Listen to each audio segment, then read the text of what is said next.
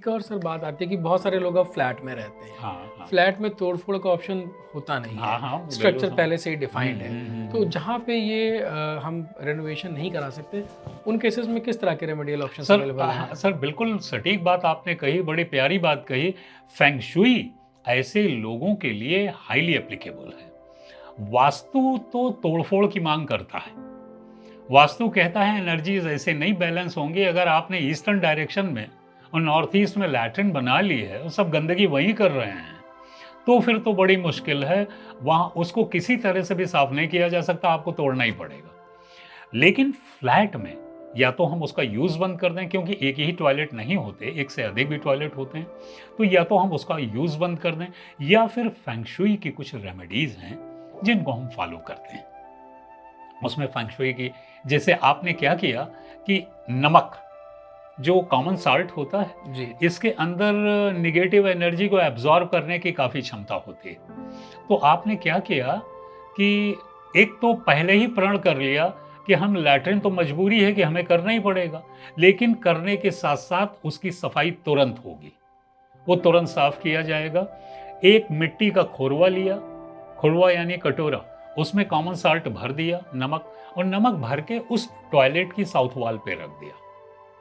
तो उससे क्या होगा, जो नेगेटिव एनर्जी है वो नमक में एब्ज़ॉर्ब होती जाएगी। ये एक टॉयलेट बने होने पे हुआ नॉर्थ ईस्ट में।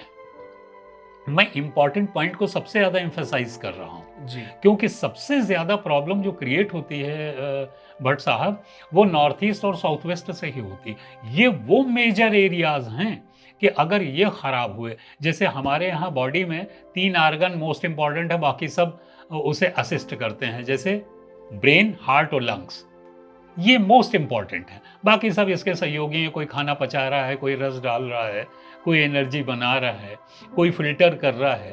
तो वैसे ही इसमें भी, वास्तुशास्त्र में भी, नॉर्थ ईस्ट सर और साउथ वेस्ट डायरेक्शन ये बड़े इम्पोर्टेंट हैं, और इनकी रेमेडीज़ आप अगर ना हो सके तो नॉर्थ ईस्ट में नमक वगैरह रख दिया, हो सके तो आप टॉयलेट यूज़ ही ना करें, बड़ा अच्छा है, और अदर टॉयलेट यूज़ करें, और साउथ वेस्ट किसी भी हाल में खाली ना छोड़ें। वहाँ पे आप गंदगी करें, वहाँ पे आप उसे सप्रेस कर दें। कुछ भी आप बड़े-बड़े गमले, बड़े-बड़े पौधे लगा दीजिए, उसको आप कवर अप कर सकते हैं। आप नॉर्थ ईस्ट में मिरर लगा सकते हैं, ताकि साउथ वेस्ट की इमेज नॉर्थ ईस्ट में बने और नॉर्थ ईस्ट एक्सटेंड हो जाए।